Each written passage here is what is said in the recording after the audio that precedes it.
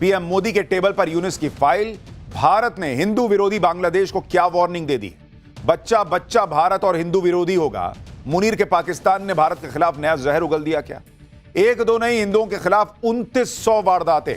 बांग्लादेश के कट्टरपंथियों का खौफनाक चेहरा कैसे सामने आ गया है, आज आपको देखना चाहिए।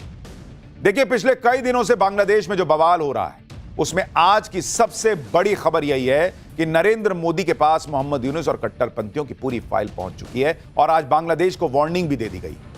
क्योंकि आप यह भी देखिए कि बांग्लादेश में हिंदुओं के खिलाफ जो हो रहा है, उसके खिलाफ भारत में भयंकर गुस्सा बढ़ता जा रहा है। आज हजारों साधु संत सड़क पर उतर आए, हर जगह भगवा ही भगवा दिख रहा था। ऐसे गुस्से के बीच भारत ने आज बांग्लादेश को क्या वार्निंग दी है, आज आपको विस्तार से बताऊंगा। यह भी बताऊंगा कि भारत की इस वार्निंग के बीच बांग्लादेश में खुद कट्टरपंथी कैसे अपनी कब्र खोदने में जुट गए, कैसे आज ढाका में भारत विरोधी प्रदर्शन हुए और भारत विरोधी उकसाऊ बयान दिए गए। इतना होने के बाद भी आपको यह भी बताऊंगा कि कैसे भारत से पिटाई भूल चुके पाकिस्तान के नेता भी बांग्लादेश के लिए भारत के खिलाफ जहर उगल रहे हैं।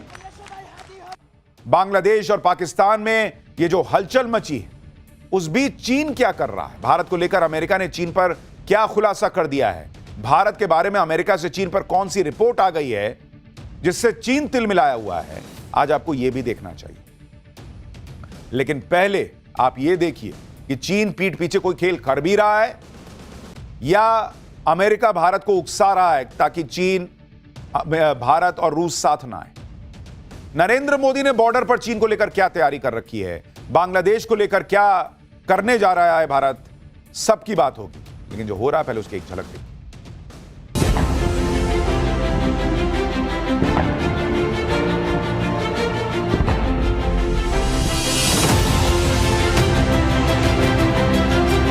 We condemn the recent gruesome killing of a Hindu youth in Mymensingh.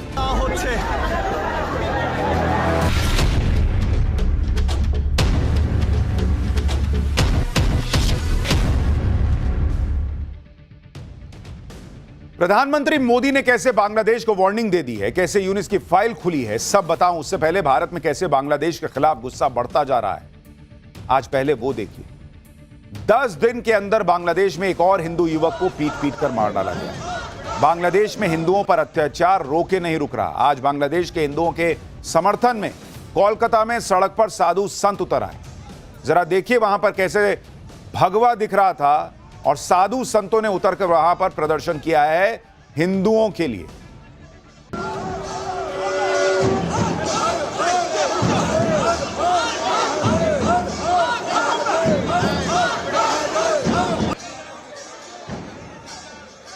साधु संतों के साथ बीजेपी नेता शुवेंदु अधिकारी थे, जिन्होंने कोलकाता में बांग्लादेश हाई डिप्टी कमीशन के दफ्तर तक मार्च निकाला। शुवेंदु अधिकारी ने मार्च निकालते हुए कहा कि वो आज बांग्लादेश के डिप्टी हाई कमीशन के लोगों से मिलकर ही जाएंगे, नहीं तो 5 लाख साधु यहीं धरने पर बैठ जाएं। सुनिए बीजेपी नेता ने क्या कहा। 1000 साधु मठ मंदिर से निकल के आया है। ये दीपू दास जो होता हुआ उसका खिलाफ, और बांग्लादेश में डेली हिंदू निर्यातन बंद करो। आज डिप्टी हाई कमिश्नर 4 दिन से लड़ाई चल रहा है। मिलने के लिए उन्होंने बताया हम लोग, मैं और साथ में 5 साधु अंदर जाऊंगा, बात करके आऊंगा। नहीं तो जो गंगासागर मेला में यहाँ 5 लाख साधु आएगा, सब साधु यहाँ आकर बैठ जाएगा।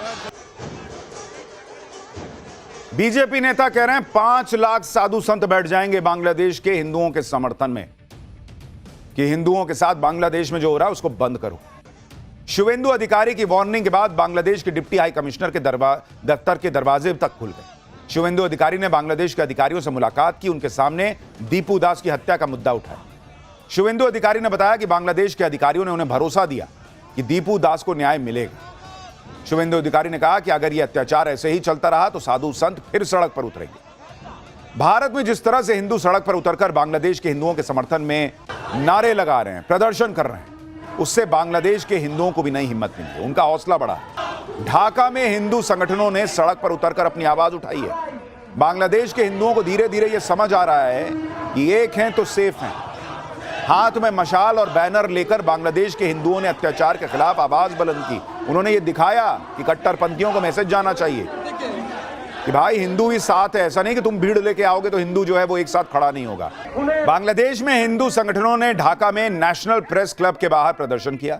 दीपू दास को न्याय देने की मांग की। इस प्रदर्शन में बच्चे, महिलाएं सब शामिल हुए। बांग्लादेश में हिंदू भी अब सड़क पर अपनी एकता की ताकत दिखा रहा है, क्योंकि बांग्लादेश में तो कट्टरपंथियों ने हद कर रखी है। आप सोचिए 1971 में जिस पाकिस्तान ने ढाका यूनिवर्सिटी में घुसकर कत्लेआम मचाया था, उसी ढाका यूनिवर्सिटी में जिन्ना का जन्मदिन मन रहा है बॉस। एकदम इनका ब्रेन वॉश हो गया इन कट्टरपंथियों का, इनको पाकिस्तान अपना लग रहा है। जिन्ना का पोस्टर लगा रहे हैं ये लोग, जिन्ना को याद कर रहे हैं, उसको श्रद्धांजलि दे रहे हैं। मोहम्मद यूनुस के राज में कट्टरपंथियों की ऐसी ज़ॉम्बी फौज खड़ी हो गई है जो बेकाबू होती जा रही है, एकदम ज़ॉम्बी जैसा कर रहे हैं। ये लोग हिंदुओं से इतनी नफरत पालकर बैठे कि हिंदू नाम वाली मधुर कैंटीन को निशाना बना दिया। कैसे कट्टरपंथी कैंटीन में बिना डरे तोड़फोड़ कर रहा है, उसका वीडियो मैंने आपको दिखाया था। कैंटीन में मुक्ति वाहिनी के क्रांतिकारी 1971 में पाकिस्तान से अत्याचारों से आजाद होने की प्लानिंग किया करते थे। बांग्लादेश में कट्टरपंथियों की भीड़ ने आज भी भारत के खिलाफ जहर उगला है बॉस। आज उस्मान हादी के समर्थकों ने जुमे की नमाज के बाद बड़ा प्रदर्शन किया। ये लोग सड़क पर मार्च करने लगे। ढाका की सबसे बिजी रोड में से एक रोड पर ये लोग धरने पे बैठ गए। कई घंटे ट्रैफिक रोक दिया। देखिए वहां कैसे प्रदर्शन चल रहा है। देखिए आप खुद सोचिए, जब ये क्लियर होता जा रहा है, वहां की पुलिस तक कह रही है कि भाई भारत का रोल नहीं है हादी की हत्या में, तो ये कौन लोग हैं जो भारत और या बांग्लादेश, भारत या बांग्लादेश का मतलब क्या है भाई? इन कट्टरपंथियों को कोई तो पंप कर रहा है ना, जो भारत या बांग्लादेश इनके दिमाग में ये जहर भर रहा है। बांग्लादेश बना ही भारत की वजह से भाई, और तुम पाकिस्तान से सट रहे हो। इधर बांग्लादेश के कट्टरपंथियों ने आग लगा रखी है, उधर पाकिस्तान के कट्टरपंथी जहर उगलने में पीछे थोड़ी हैं। बांग्लादेश को लेकर कैसे पाकिस्तान में बच्चे बच्चे को हिंदू विरोधी और भारत विरोधी बनाने की बातें हो रही हैं। पाकिस्तान के नेताओं से जितनी बकवास करा लो ये कर देते हैं। हमने ये किया था, वो किया था, हमारे मिसाइलें जो हैं वो बेकार नहीं हैं। अरे तो चलाते ना ऑपरेशन सिंदूर में, और चला के क्या ही कर लिए थे? तुमसे तालिबान की फौज नहीं संभल रही, ये भारत को मैसेज दे रहे हैं कि हम ये कर देंगे, हम वो कर देंगे। पाकिस्तान हो या फिर बांग्लादेश के कट्टरपंथी, ये हिंदू विरोधी और भारत विरोधी बातें करके अपनी कब्र खोद रहे हैं बॉस। क्योंकि अगर ये लोग ऑपरेशन सिंदूर भूल गए तो नरेंद्र मोदी अगली तैयारी किए बैठे। आज पीएम मोदी ने बांग्लादेश को आखिरी वार्निंग भी दे दी है और मोहम्मद यूनुस को बता दिया गया है कि अभी भी वक्त है, संभल जाओ। कट्टरपंथियों को कंट्रोल करो, हिंदुओं को सुरक्षित करो, निष्पक्ष चुनाव कराओ। पीएम मोदी ने मोहम्मद यूनुस को यह मैसेज भिजवा दिया है कि उसके राज में हिंदुओं पर जो हमले हुए हैं उस पर भारत ने आंखें नहीं बंद की हुई, बल्कि यूनुस राज में हुए हिंसा की पूरी फाइल तैयार की गई है। मोहम्मद यूनुस इससे बच नहीं सकता। भारत ने मोहम्मद यूनुस के राज में जो हिंसा हो रही है उसका डेटा दुनिया के सामने रखा है। भारत ने बताया कि मोहम्मद यूनुस की अंतरिम सरकार में पिछले करीब 1.5 साल में अल्पसंख्यकों के खिलाफ 2900 वारदातें हो चुकी हैं। इसमें हत्या, आगजनी, जमीन हड़पने से जुड़ी घटनाएं शामिल हैं। भारत ने साफ कहा है कि बांग्लादेश इन घटनाओं को मीडिया की गलत रिपोर्टिंग या राजनीतिक हिंसा कहकर खारिज नहीं कर सकता। विदेश मंत्रालय की तरफ से कहा गया है कि भारत की बांग्लादेश के हालात पर पूरी नजर है। भारत लोकतांत्रिक तरीके से बांग्लादेश में चुनाव के पक्ष में है। भारत बांग्लादेश में स्वतंत्र, निष्पक्ष और समावेशी चुनाव का समर्थन करता है। इसके अलावा भारत ने बांग्लादेश को दीपू दास की हत्या पर वार्निंग भी दे दी कि मोहम्मद यूनुस की सरकार जल्द से जल्द दोषियों को सजा दिलाए। सुनिए विदेश मंत्रालय ने बांग्लादेश को लेकर आज क्या कहा। The unremitting hostility against minorities in Bangladesh, including Hindus, Christians and Buddhists at the hands of extremists, is a matter of grave concern. We condemn the recent gruesome killing of a Hindu youth in Mymensingh and expect that the perpetrators of the crime would be brought to justice. यानी भारत दुनिया को बता रहा है कि पाकिस्तान तो 2 कौड़ी का है ही, उससे कटकर बना बांग्लादेश भी अब वैसी ही हरकतें कर रहा है और वहां अल्पसंख्यक सुरक्षित नहीं है जिसमें ज्यादातर हिंदू हैं। इधर नरेंद्र मोदी ने बांग्लादेश को डिप्लोमेटिक तरीके से वार्निंग दे दी। उधर हमारे देश में कुछ नेता ऐसे हैं जो हिंदुओं के लिए ही आवाज नहीं उठा रहे, ऊपर से तर्क दे रहे हैं कि ऐसे जुल्म तो हमारे यहां भी होते हैं। ये लोग वही भाषा बोल रहे हैं जो बांग्लादेश के एजेंडे को सूट करता है। जब पूरे भारत में हिंदुओं के लिए आवाज उठ रही है जिससे बांग्लादेश के हिंदुओं को हिम्मत मिल रही है, उस वक्त हमारे यहां कुछ नेता भारत को लिंचिस्तान बता रहे हैं। ओडिशा में एक मुस्लिम शख्स की भीड़ ने हत्या कर दी। इस पर महबूबा मुफ्ती की बेटी इल्तिजा मुफ्ती ने भारत को लिंचिस्तान बता दिया। इल्तिजा मुफ्ती भारत को लिंचिस्तान कह रही हैं तो दूसरी तरफ मौलाना साजिद रशीदी हैं जो कह रहे हैं कि भाई बांग्लादेश में लोगों के साथ क्या हो रहा है उससे उन्हें क्या मतलब है। खुद सुनिए। देखिए, मेरी समझ में एक चीज नहीं आती, अपने घर को हम देख नहीं रहे, दूसरे के घर में झांकने की कोशिश कर रहे हैं। बांग्लादेश में किसके साथ क्या हो रहा है भाई, मुझे उससे क्या लेने देना। मैं तो इन लोगों से सवाल करता हूं जो बांग्लादेश के हिंदू तो इनको नजर आते हैं, हिंदुस्तान का मुसलमान नजर नहीं आता। पता नहीं हिंदुस्तान के मुसलमान के साथ क्या हो रहा है जो इन्हीं लोग को दिखता है और किसी को नहीं दिखता। कह रहे हो कि बांग्लादेश की क्या बात करनी। वाह भैया, बांग्लादेश में हिंदू मार दिया गया तो क्या बात करनी। गाजा फिलिस्तीन पर बात करते हुए ये नहीं समझ में आता है कि वो बाहर बैठे हैं। गाजा फिलिस्तीन नोएडा के बगल में दिखता है क्या। आज ये इकोसिस्टम जो गाजा फिलिस्तीन पे छाती पीट लेता है वो कह रहा है कि बांग्लादेश के हिंदुओं की बात मत करो क्योंकि वहां कट्टरपंथियों ने मार दिया उसको। लेकिन भारत का हिंदू जवाब दे रहा है, साधु संत सड़क पर हैं, आम हिंदू सड़क पर है और बाबा बागेश्वर भी ऐसे लोगों को तगड़ा जवाब दे रहे हैं। हम भारत में केवल एक संदेशा देना चाहते हैं कि यदि बांग्लादेश जैसी स्थिति आप अपने भारत में नहीं देखना चाहते तो यही समय है, सही समय है, अभी नहीं तो कभी नहीं। यदि हिंदू एक आज नहीं हुआ, हिंदू एकजुट नहीं हुआ तो वो दिन दूर नहीं जब भारत के और छत्तीसगढ़ के चौराहों पर ऐसा जो बांग्लादेश में हुआ वो देखा ना जाए। एक तरफ तो भारत के लिए बांग्लादेश के कट्टरपंथी एक चुनौती बन रहे हैं, लेकिन इस वक्त जब भारत की नजरें बांग्लादेश में मचे बवाल, पाकिस्तान के खेल पर हैं, उसी वक्त चीन को लेकर एक ऐसी रिपोर्ट आई है जिसने अलग खलबली मचा रखी है। चीन को लेकर यह रिपोर्ट अमेरिका से आई और इसमें भारत के पीठ पीछे चीन के खेल के बारे में 5 खुलासे किए हैं जो अमेरिका ने किए हैं। अमेरिका कह रहा है इस रिपोर्ट में पहला खुलासा कि चीन इस कोशिश में है कि भारत और अमेरिका के रिश्ते अच्छे ना हो। इसी वजह से चीन ने अक्टूबर 2024 में एलएसी पर टकराव को कम करने पर सहमति जताई थी ताकि वो भारत के साथ रिश्तों को सामान्य करके उसे अमेरिका के करीब जाने से रोके। लेकिन कोई अमेरिका से पूछे कि तुमको चीन की यह चाल समझ में आ रही है तो ट्रंप आनंद फानन में अनाप शनाप टैरिफ क्यों लगा रहे हैं। मत लगाओ, चीन का प्लान फेल हो जाएगा। तुम हमारे ऊपर टैरिफ लगाओगे और फिर कहोगे चीन जो है वो प्लानिंग कर रहा है। हालांकि भारत को अभी भी चीन के इरादों को लेकर शक है, यह अमेरिका कह रहा है। दूसरा खुलासा अमेरिका की रिपोर्ट में यह है कि चीन एक तरफ भारत के साथ वास्तविक नियंत्रण रेखा यानी लाइन ऑफ एक्चुअल कंट्रोल पर तनाव कम करने की कोशिश कर रहा है, वहीं दूसरी तरफ पाकिस्तान के साथ सैन्य सहयोग बढ़ा रहा है। तो वैसे तो मुनीर को तुम भी बिरयानी खिला रहे हो ट्रंप, तो अमेरिका भी भारत के खिलाफ साजिश कर रहा है, ये मान लो फिर। तीसरा खुलासा, चीन पाकिस्तान से लेकर बांग्लादेश में अपना मिलिट्री बेस बनाना चाहता है। इसके अलावा चीन कुल 21 देशों में मिलिट्री बेस बनाना चाहता है। तो वो तो तुम भी बनाए बैठे हो पाकिस्तान के अंदर, अमेरिका वालों लोगों, तुमने कौन सा छोड़ा हुआ है। चौथा खुलासा, अमेरिका का दावा है कि चीन अरुणाचल प्रदेश को हड़पने की साजिश रच रहा है, वो उसे लेकर बहुत गंभीर है। चीन ने अरुणाचल प्रदेश पर अपने दावों को ताइवान के साथ अपने कोर इंटरेस्ट में शामिल किया है। रिपोर्ट में कहा गया है कि पूर्वोत्तर का यह राज्य भारत और चीन के संबंधों में एक बड़ा फ्लैश पॉइंट बन सकता है। तो भाई उसका जो एजेंडा है रहने दो। भारत का क्लियर हिसाब है, अरुणाचल प्रदेश भारत का हिस्सा है, था, है और रहेगा। इसमें क्या अलग बात है। पांचवा खुलासा, चीन खुद को महाशक्ति बनाने में लगा है, ऐसी शक्ति जिसकी सेना दुनिया में कहीं भी लड़ने और जीतने में सक्षम हो। तो बनाने दो। अमेरिका नहीं बना रहा है क्या? रशिया नहीं बनाता है क्या अपनी सेना को मजबूत? हम नहीं बना रहे हैं क्या? इसलिए अमेरिका की इस रिपोर्ट को लेकर सवाल खड़े हो रहे हैं कि वाकई चीन भारत के खिलाफ कुछ बड़ा षड्यंत्र रच रहा है या ट्रंप खाली पिन मार रहे हैं कि कहीं भारत, चाइना, रशिया साथ ना आ जाए। अमेरिका ने चीन को लेकर जो रिपोर्ट छापी है उस पर चीन भड़क गया। चीन ने इस रिपोर्ट को खारिज कर दिया। चीन कह रहा है कि भारत से अच्छे संबंध हैं, अमेरिका भड़काने का काम ना करे। चीन के विदेश मंत्रालय की तरफ से कहा गया है कि भारत चीन संबंध सही डायरेक्शन में जा रहे हैं और इसमें कोई तीसरा देश दखल ना दे। चीन ने अमेरिकी रिपोर्ट को तथ्यहीन, बढ़ा चढ़ाकर पेश करने वाला बताया।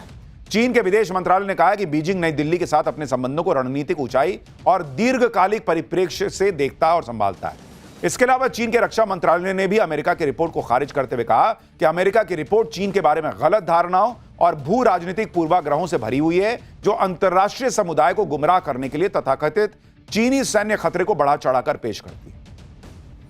देखिए, चीन जो है वो धोखा देता, ये किसी से छुपा थोड़ी है। नरेंद्र मोदी भी जब अमेरिका को देख रहे हैं कि अमेरिका क्या तमाशा कर रहा है, तो अगर रशिया के साथ मिलकर भारत, रशिया और चीन की तिकड़ी बना रहे हैं तो ऐसा थोड़ी कि अंधा विश्वास कर ले रहे हैं चीन पे। भारत बहुत फूक फूक के कदम रख रहा है, लेकिन अगर अमेरिका को, ट्रंप को इतना समझ में आ रहा है कि बाप रे बाप, चीन देखो भारत, मेरे दोस्त भारत के साथ क्या कर रहा है, पहले तुम तो दोस्ती निभाओ। तुम अपने बेटे दामाद के लिए ट्रंप को बिरयानी खिला रहे हो, उसके साथ डील कर रहे हो, उसके F-16 को सुधारने के लिए पैसा देने की बात कर रहे हो, और उसके बाद बता रहे हो चीन क्या कर रहा है तुम देखो। अरे तुम पहले क्या कर रहे हो ये तो दिखाओ, टैरिफ हटाओ पहले, उसके बाद आगे बात होगी। और इसीलिए चीन कह रहा है कि भारत के साथ उसके रिश्तों में अमेरिका आग लगा रहा है, इसलिए चीन का हवा खड़ा किया जा रहा है। लेकिन अमेरिका कहे ना कहे, भारत यह जानता है कि चीन के साथ कैसे निपटना है, उस पर कितना विश्वास करना है, नहीं करना है। चीन को लेकर भारत हमेशा सावधान रहता है, और इसलिए आप देखिए कि भले ही चीन के साथ संबंध सुधर रहे हो, लेकिन नरेंद्र मोदी ने कोई तैयारी थोड़ी कम कर दी है। इधर चीन को लेकर अमेरिका नए नए खुलासे करने का दावा कर रहा है, उधर अमेरिका से यह रिपोर्ट भी आई है कि कैसे भारत ने बॉर्डर पर तगड़ी तैयारी कर ली है। यह यूपीए के जमाने का भारत थोड़ी है, जहां रक्षा मंत्री खड़े होकर कह देते थे कि भाई बॉर्डर पर कुछ ज्यादा बनाए नहीं ताकि तनाव ना हो चीन के बॉर्डर पर। अमेरिका के अखबार वॉल स्ट्रीट जर्नल की एक रिपोर्ट में कहा गया है कि भारत चीन के साथ संभावित युद्ध की तैयारी कर रहा है। अमेरिकी अखबार का दावा है कि भारत हिमालयी सीमा पर बड़े पैमाने पर सड़कें बना रहा है, सुरंगें बना रहा है, हवाई पट्टी, सैन्य ठिकाने सब बना रहा है। नई सड़कें, सुरंगें और एयर स्ट्रिप से सैनिकों को तेजी से तैनात किया जा सकेगा। और यह नरेंद्र मोदी की पॉलिसी है, हर जगह भारत को मजबूत बना के रखो। दोस्ती होगी तो ठीक है, नहीं होगी तुम बंदूक चलाओगे हम भी चलाएंगे, तुम एक चलाओगे हम चार मार देंगे। वैसे भी चीन के बारे में दुनिया यह जानती है कि वो भले ही कितनी बड़ी ताकत होने का दावा करे, उसके हथियार तो ठस्सी है, चलते नहीं है चीन के माल की तरह। चीन ने पाकिस्तान को जो हथियार दिए उन्हें भारत ने ऑपरेशन सिंदूर में कबाड़ नहीं बनाया। अब एक और युद्ध में चीन के हथियार फेल साबित हुए। कंबोडिया और थाईलैंड के बीच युद्ध चल रहा था, इस दौरान चीनी हथियार फेल हो गए। रॉकेट लॉन्चिंग के दौरान चीन में बना एक मल्टी बैरल रॉकेट सिस्टम देखिए कैसे फट गया। चीन के हथियार ऐसे ही होते हैं, और इस हादसे में कंबोडिया के 8 सैनिक बेचारे मारे गए। तो पाकिस्तान को लेकर, बांग्लादेश को लेकर जो चुनौती है सो है, लेकिन चीन को लेकर भारत कोई आश्वस्त नहीं बैठा है। हाँ, बराबरी पे बात चल रही है, अमेरिका जो है वो पिन मारता रहे, भारत अपने हिसाब से चल रहा है। लेकिन देश में चुनौतियां कम थोड़ी हैं। पाठशाला में अगला चैप्टर देखिए, उधर बाबरी बन रही, इधर दुर्गा मंदिर का काम रुका। बीजेपी और बंगाल के ओवैसी ने ममता को फंसा दिया है क्या? पुलिस पर शीशे की बोतल से हमला, गजब बवाल पथराव, मस्जिद को लेकर कहां कोहराम मच गया। अब इसका चैप्टर। बंगाल की राजनीति में इस समय मंदिर और मस्जिद का मुद्दा भयंकर चर्चा में बॉस। पीएम मोदी को घेरने की कोशिश कर रही ममता बनर्जी क्या खुद भंवर में फंस गई हैं और उनकी मुश्किलें बढ़ने वाली हैं? यह सवाल लगातार तेज हो रहा है। ममता बनर्जी से बगावत करने वाले बंगाल के ओवैसी कहलाने वाले हुमायूं कबीर ने बाबरी मस्जिद बनाने की शुरुआत कर दी है। ममता को अपने हाथ से मुस्लिम वोट खिसकने का डर सता रहा है। इधर ममता बनर्जी ने कोलकाता में दुर्गा मंदिर बनाने की घोषणा की थी, लेकिन अब कहा जा रहा है कि वो इस फैसले से पीछे हटती दिख रही। हुमायूं कबीर ने चेतावनी दी थी कि अगर दुर्गा मंदिर बनाया तो वो सड़क पर उतर जाएंगे। बंगाल में बाबरी मस्जिद के डर से क्या ममता बनर्जी मंदिर बनाने जा रही थी, और अब क्या उस पर होने वाले प्रदर्शन के डर से वो फैसला होल्ड करने जा रही हैं? आज इसके बारे में आपको बताऊंगा। दूसरी तरफ जयपुर में मस्जिद को लेकर भयंकर बवाल हो गया, यानी बंगाल से जयपुर तक हंगामा बवाल चल रहा है। जयपुर में एक मस्जिद के सामने पत्थरों को हटाने के मुद्दे पर जमकर हंगामा हो गया भाई। भीड़ ने पुलिस पर पथराव कर दिया, पुलिस पर शीशे की बोतलें चला दी भीड़ ने, कई पुलिसकर्मी घायल हो गए। बंगाल की राजनीति से लेकर राजस्थान में पत्थरबाजों का कैसे इलाज हो रहा है, सब डिटेल से आज आपको बताऊंगा, लेकिन पहले ट्रेलर देखिए।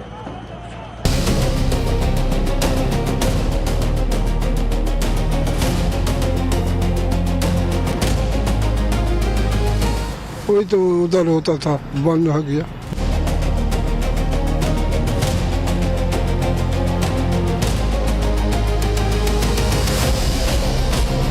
उनको खिलाफ में जोरदार डेपुटेशन भी करूंगी, प्रोटेस्ट भी करूंगी। हिंदू कमजोर है, वो नहीं कुछ कर सकता। बोतल फेंकी गई कांच की, वहाँ अब पूरा सन्नाटा पसरा हुआ है।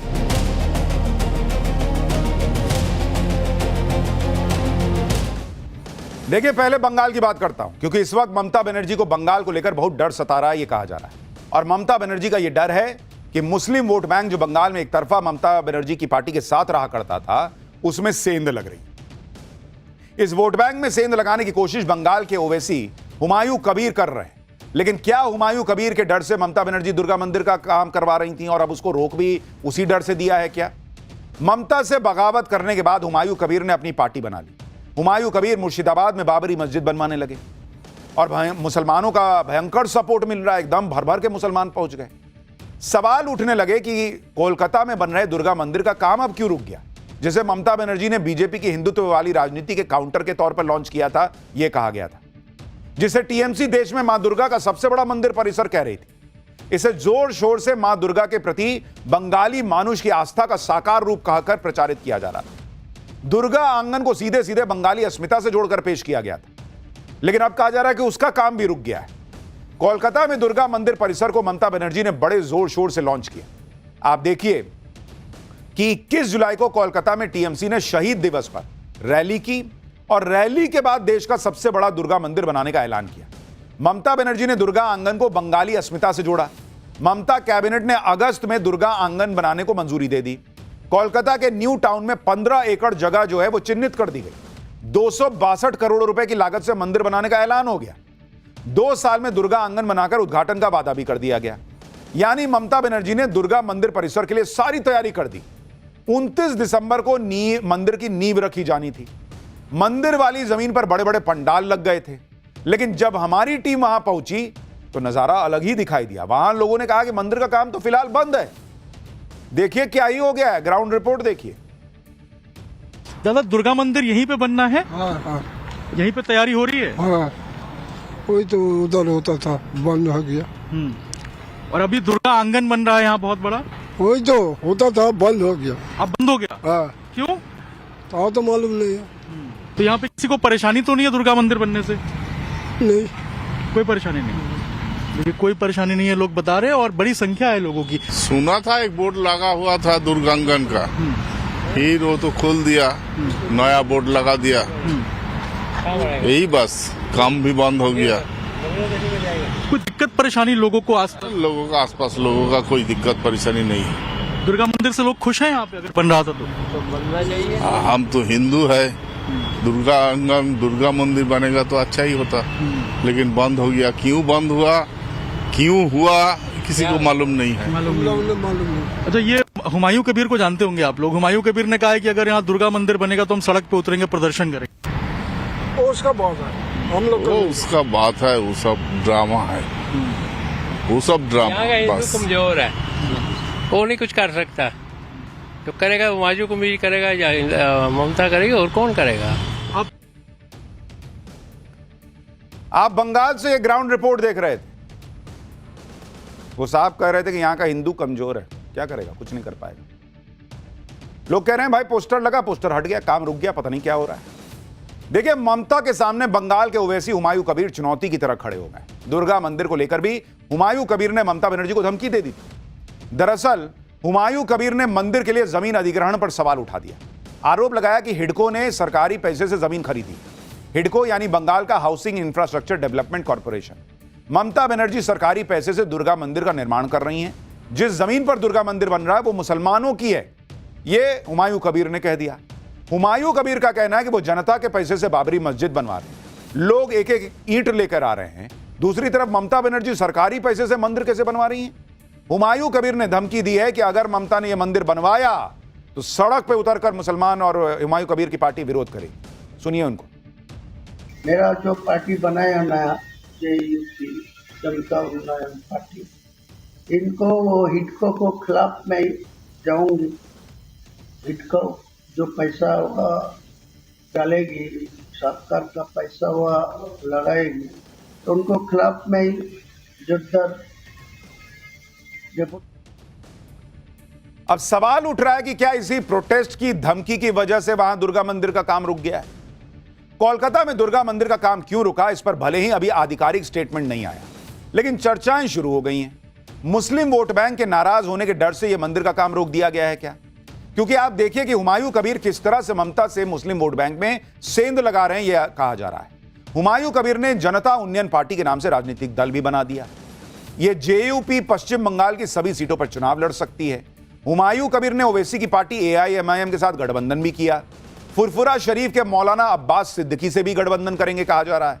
मौलाना अब्बास सिद्दीकी की पार्टी इंडियन सेक्युलर फ्रंट है। अभी तक फुरफुरा शरीफ से ममता बनर्जी के लिए अपील होती थी। अब बंगाल में हुमायूं कबीर ओवैसी और मौलाना अब्बास सिद्दीकी का गठजोड़ बन रहा है। हुमायूं कबीर पश्चिम बंगाल के 30% मुस्लिम वोट बैंक पर अपना दावा ठोकने लगे हैं और इसके लिए बाबरी मस्जिद को बड़ा मुद्दा बना रहे हैं और इससे मुसलमान इस मुद्दे से जुड़ रहे हैं और इसीलिए कहा जा रहा है कि कहीं ममता बनर्जी इस बात से परेशान तो नहीं है कि उधर मुसलमान टूट गया, पता चला इधर मंदिर बना तो उधर और मुस्लिम वोट बैंक छिटक गया। इधर बीजेपी हिंदू वोट बैंक को जो है वो अपने तरफ करने में लगी है। तो ममता बनर्जी के लिए चुनाव कठिन होता जा रहा है, ये चर्चाएं सब तरफ है।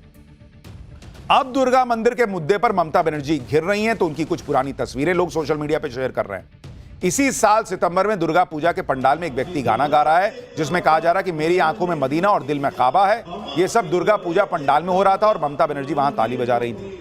इसी तरह से आरोप है कि साल 2017 में ममता बनर्जी ने दुर्गा विसर्जन का कार्यक्रम रुकवा दिया था जिससे मुहर्रम का जुलूस निकल सके। इन तस्वीरों के आधार पर लोग कह रहे हैं कि मुस्लिम वोट बैंक के लिए कोलकाता में दुर्गा आंगन का काम रोका गया है। तो बंगाल में ममता बनर्जी बाबरी के नाम पर मुस्लिम वोट के फेर में फंस रही हैं। दुर्गा मंदिर का मामला भी खिलाफ चला जाएगा क्या, बहुत सवाल है। दूसरी तरफ राजस्थान के जयपुर में भी एक मस्जिद को लेकर बड़ा हंगामा हो गया। जयपुर में एक मस्जिद के बाहर रखे पत्थर हटाने के मुद्दे पर ऐसा बवाल हुआ, पत्थर चल गए। दरअसल जयपुर के चौमू में बस स्टैंड के पास एक मस्जिद है, इसके बाहर कुछ पत्थर पड़े हुए। ये पत्थर काफी समय से वहां पर रखे हुए और इनकी वजह से ट्रैफिक की समस्या होती है। पत्थरों को हटाने के लिए प्रशासन ने मुस्लिम समुदाय के साथ बातचीत की। आपसी सहमति से पत्थरों को हटाया गया, लेकिन आरोप है कि पत्थर हटाने के बाद कुछ लोगों ने लोहे की रेलिंग से मस्जिद की बाउंड्री बनाने का काम शुरू कर दिया। पुलिस और प्रशासन के मना करने के बाद भी रेलिंग लगाई जाती रही और इसी दौरान पत्थरबाजी शुरू हुई। यह घटना रात के करीब 3 बजे की है। पुलिस और प्रशासन के मना करने के बाद भी मस्जिद के बाहर लोहे की रेलिंग लगाई जाती रही जिसे जेसीबी की मदद से हटाने की कोशिश हुई। तभी अचानक से पुलिस पर पथराव शुरू हो गया। भीड़ की तरफ से लगातार पत्थर फेंके जाने लगे, अफरा तफरी मच गई। देखिए कैसे पत्थर चल रहे हैं। आरोप है कि पुलिस पर पत्थर और शीशे की बोतलें तक फेंक दी गई। पुलिस को हालात कंट्रोल करने के लिए आंसू गैस के गोले दागने पड़े भाई।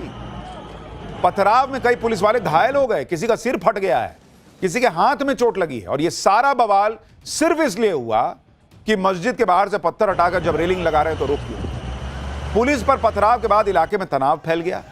शुक्रवार है, जुमे का दिन था, जुमे पर कोई हंगामा होने की आशंका थी तो तड़के सुबह पथराव के निशान अभी भी चौमू में दिख रहे हैं। वहां पर लोग अपने घरों से निकल नहीं रहे हैं।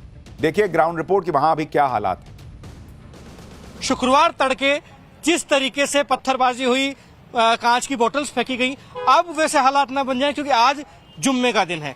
ऐसे में तमाम लोग नमाज पढ़ने भी जाएंगे समुदाय विशेष के, तो वो उग्र ना हो जाए, आक्रामक ना हो जाए, इसलिए जो समुदाय विशेष के लोगों का इलाका है वहां पर भी एडिशनल फोर्सेस को डेप्यूट किया गया है। तो वहीं हालात जो है वो एकदम सन्नाटा पसरा हुआ है इन तमाम गलियों में जहां आज देर रात को जिस तरीके से पत्थरबाजी हुई, पत्थर फेंके गए, बोतल फेंकी गई कांच की, वहां अब पूरा सन्नाटा पसरा हुआ है। एक भी व्यक्ति आपको बाहर निकलता हुआ नजर नहीं आएगा, कोई बाहर भी नहीं निकल रहा है, लेकिन पुलिस के वाहन लगातार इन गलियों में जा रहे हैं।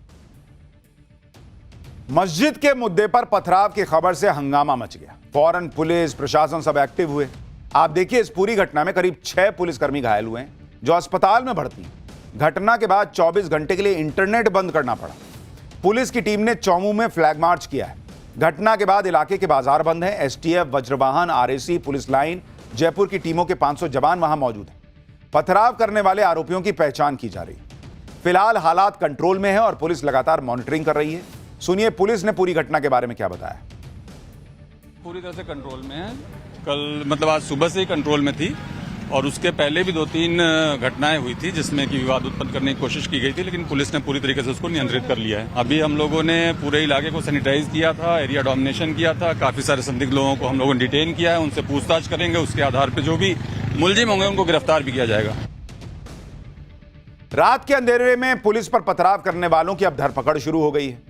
पथराव करने वाले उपद्रवियों को लगा होगा कि रात का समय है, पुलिस क्या ही पहचान कर पाएगी, लेकिन पुलिस ने आरोपियों की शिनाख्त शुरू कर दी।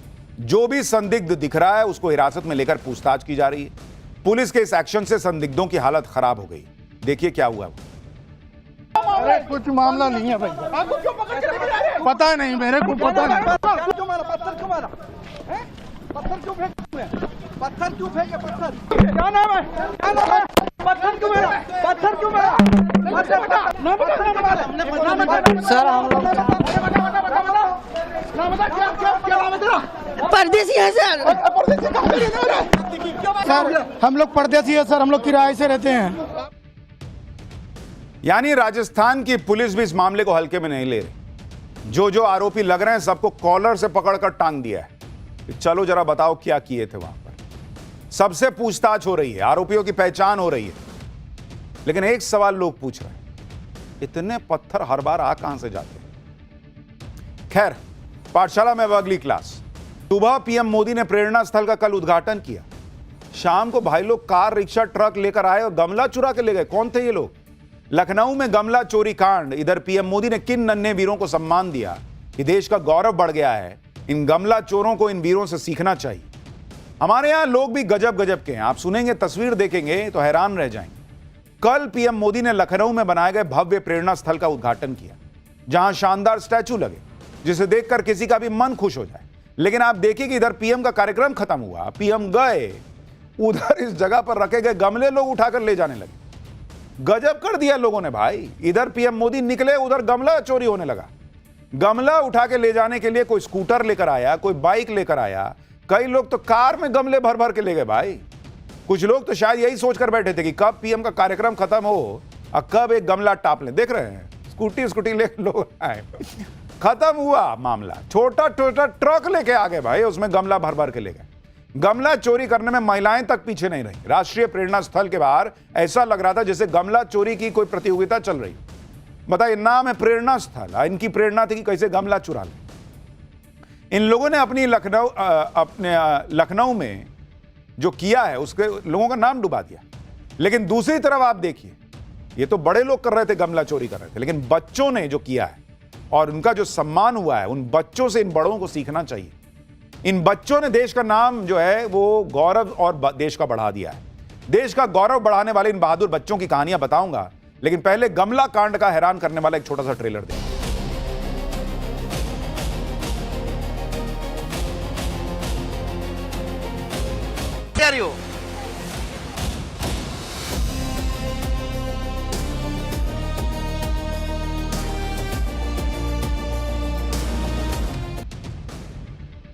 लखनऊ के बारे में कहा जाता है कि मुस्कुराइए आप लखनऊ में, लेकिन लखनऊ से जो तस्वीरें आई हैं उन्हें देखकर लोग मुस्कुरा नहीं रहे हैं, बल्कि माथा भी पीट रहे हैं और सोच रहे हैं क्या ही चल रहा है। क्योंकि किसी ने सोचा नहीं था कि बीच सड़क पर गमला चोरी करने की होड़ लग जाए। प्रेरणा स्थल के बाहर से जो गुजर रहा था उसके हाथ में एक गमला जरूर दिख रहा था। कई लोग तो बैग भर भर के गमला ले गए। कई लोग तो ऐसे भी थे जो यहां पर सिर्फ गमला चोरी ही करने आए थे। कई महिलाओं को अपने बच्चों के साथ यहां पर देखा गया। कई लोग पूरे परिवार के साथ गमला चोरी करते दिखे। गमला चोरी करने वालों को इससे कोई फर्क नहीं पड़ रहा था कि लोग वीडियो बना रहे हैं। बेशर्मी इतनी कि मना करने टोकने के बाद लोग हंसते हुए गमला चुरा के ले गए। वीडियो बना रहे लोग कैसे लोगों का मजाक बना रहे थे, सुनिए आप। प्रेरणा स्थल के उद्घाटन के लिए सरकार ने तमाम तैयारियां की थी। कार्यक्रम स्थल के पास सड़क किनारे छोटे छोटे गमले लगाकर पूरा एरिया जो है उसको सजाया गया था, देखिए। लेकिन लखनऊ में तो लोगों ने हद पार कर दी। सड़क पर लगे गमलों की सुरक्षा के लिए गार्ड तैनात थे, लेकिन मना करने के बाद भी लोग गमलों पर हाथ साफ करते रहे। कई लोग तो ऐसे थे जो कार और स्कूटी लेकर आए थे। गमला चोरी करने वालों की बातें और उनकी दलीलें सुनेंगे तो हैरान रह जाएंगे। गमला चोरी करने वाले कई लोगों ने जब कैमरा देखा तो सकपका गए। एक भाई साहब तो कहने लगे कि एक गमला ही तो उठाए हैं, खजाना थोड़े लूट लिया है। सोचिए क्या ही है कि गमला चुरा के ले जा रहे हैं। अच्छे अच्छे परिवार के लोग दिख रहे हैं जो गमला चुरा के ले जा रहे हैं, गाड़ियों से आके ले जा रहे हैं। इन लोगों को, ऐसे लोगों को जो देश का नाम डुबाते हैं, उन्हें छोटे छोटे बच्चों से सीखना चाहिए।